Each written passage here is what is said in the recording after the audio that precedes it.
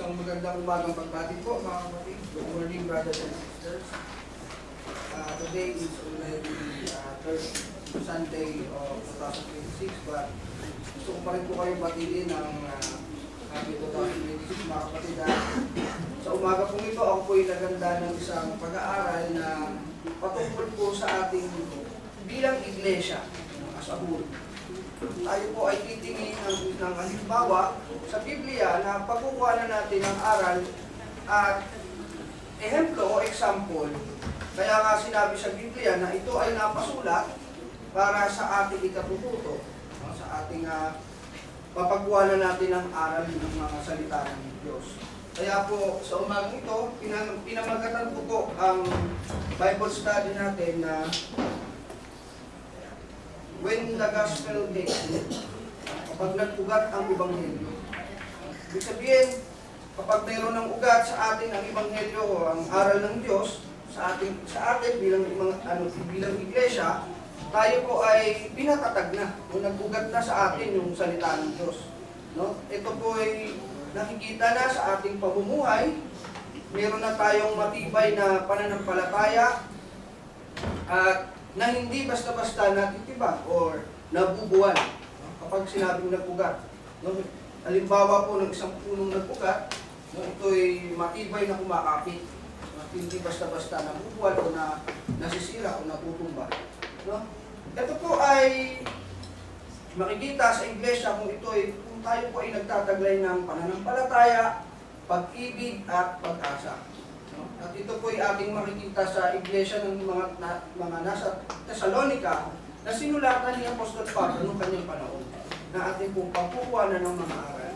Bilang tayo po ay iglesia rin, no? na paano kaya ang naging buhay nila ng mga panahon sila ay nahaharap sa mga iba't ibang problema.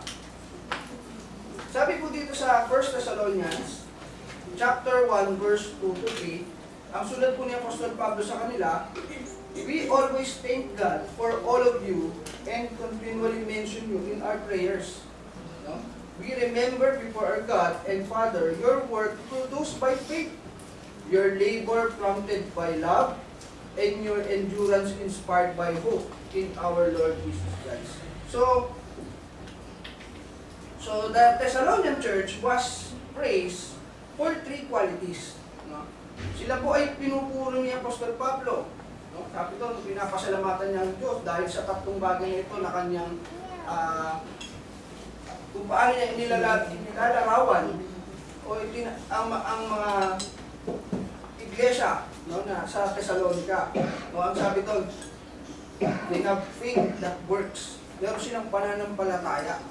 Hindi lamang po ito basta paniniwala, kundi ito ay nakikita sa kanilang pamumuhay. Sinasabuhay nila yung kanilang pananampalataya, nakikita sa kanilang pamumuhay yung kanilang paniniwala o pananampalataya. Hindi lamang po basta nananampalataya ng hindi gumagawa. Love that labors. Pag-ibig, no, na mayroong kasamang gawa. No? Hindi lamang po tayo umiibig o hindi lamang sila umiibig sa salita. No? That is not only a feelings, kundi ito ay gumagawa. Kung sino man ang nangangailangan sa kanila, or kanilang ito ay tinutulungan o pinaparamdam nila ang kanilang pag-ibig sa kanilang mga kapatid sa pamamagitan ng pagbibigay o pagkawang gawa. No? Hopes that endure. No? Sila ay nananatili doon sa pag-asa ng pagbabalik ng ating Panginoon. So sa ating pong mababasa sa paglalahad pa ng mga salitang ating babasahin.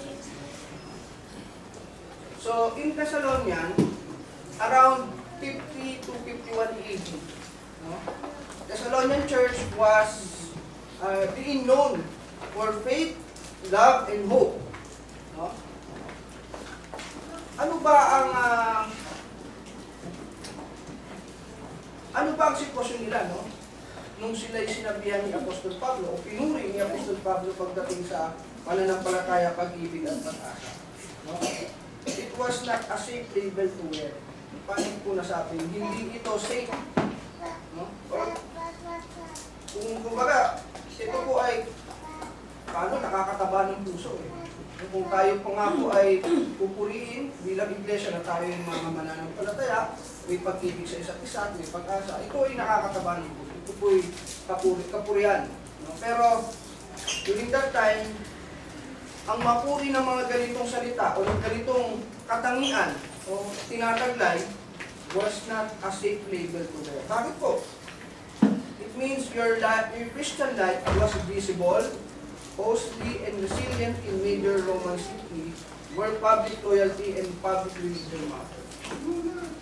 No, nabubuhay po sila sa panahong namamayagpag ang Roman Empire na kung saan merong nag-exist yung mga pagan worship, mga Diyos-Diyosan, nandun yung pamumuno ng emperor, ng malupit na imperyo ng Roma. Na kung saan, kung meron kang ibang Diyos na sasambahin, lilibad sa kanilang hari, no? O sa kanilang pinaniniwala ang mga Diyos-Diyosan, ikaw ay mahihirapan, no? Ikaw ay ipapersecute, magiging mahirap ang buhay mo, no? Dahil ikaw ay taliwas doon sa tinatawag nilang paniniwala o public religion, doon na namamayagpag ng panahon nila. Kaya po delikado na mapuri silang bilang mananampalataya sa tunay na Diyos o sa Diyos na pinapangaral ni Apostol Pablo sa ating Panginoon. Sabi pa dito, Thessalonica was a key provincial center on a Via Egnatia, a major Roman highway, so the news and pressure travel fast. So, konting ano lang po, karagdagang discussion, pagdating po dito sa tinatawag na Via Egnatia. No?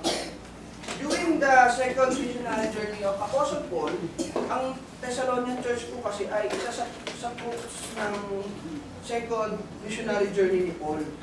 No? So kung titignan niyo po sa mapa, yung mga araw, yan po yung mga nilakbay po ni Apostol Pablo, no? Yung kanyang second missionary journey, mapapansin niyo po, siya po ay dumaan dito sa lugar ng Amphipolis at Apollonia bago po siya tuluyan nakarating doon sa lugar ng Thessalonica. No?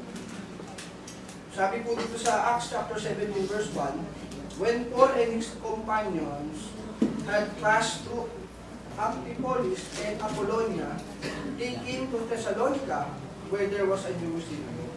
So yung binabanggit ko pong Via Egnatia, no? Dalawa po doon sa lugar na binabanggit sa Biblia, yung Amphipolis at Apollonia. Yan po ay bahagi ng tinatawag po nilang Via Egnatia, no? Yung mahabang highway ng Roman city. No? So, kung titignan natin, let's look at the bigger map. Yan po nakikita yung red lines.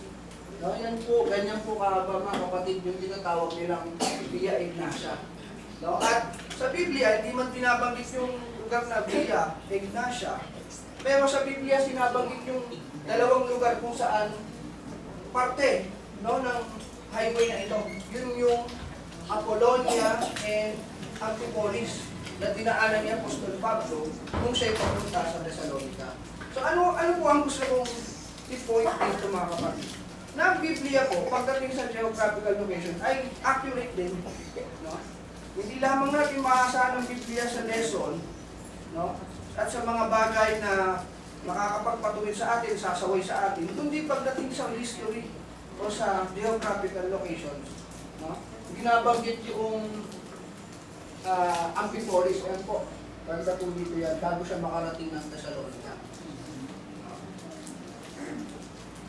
So, balik po tayo sa pinag-aaralan natin. Yun po ay historical background ng lamang po na ang Thessalonian Church ay fruit ng kanyang second missionary journey, ni Apostle Pablo. So, their faith wasn't just a private belief, no? Hindi naman pasikreto, kundi hayag na hayag yung kanilang pananampalataya, kaya yung buhay nila ay nasa delikadong sitwasyon ng panahon po yun.